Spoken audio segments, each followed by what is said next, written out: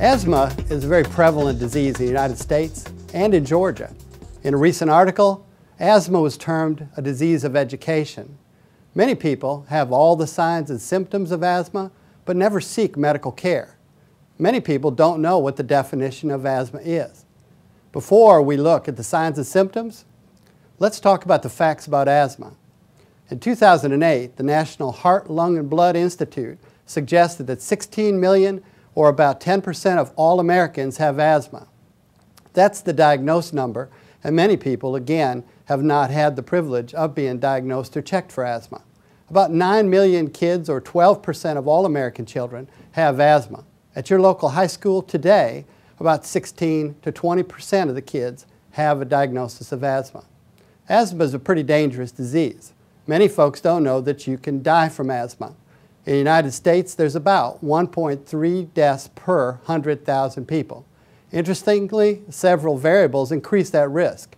A study in 2003 showed that the risk of death in asthma was about 1.5 per 100,000 people. But if you add in ethnicity, in particular African American females, the death rate is about 3.4, or double, for African American females. In Georgia, people making less than $15,000 a year are in the highest risk group for complications from asthma.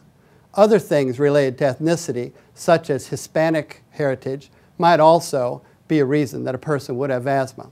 So what is asthma? Generally, folks with asthma have shortness of breath, difficulty breathing, difficulty with the activities of daily living, athletic performance, and in the worst case, they have a lot of mucus production and they cough all the time.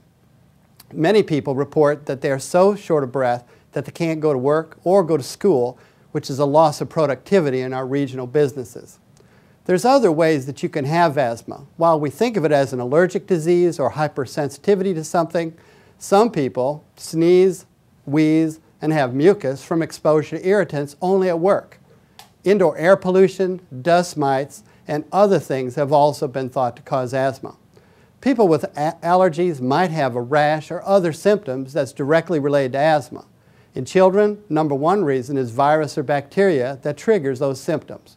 In Georgia, number one irritant is cigarette smoke. There's new things that we call asthma.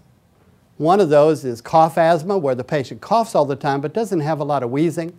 Vocal cord dysfunction, often related to a new disease called gastroesophageal reflux disease. Chronic rhinosinusitis, which is nose problems or sinus problems. Obesity, and sleep disordered breathing directly related to your asthma. If you have any of these symptoms, please contact your doctor and request asthma education. From Armstrong Atlantic State University, this is Doug Massini.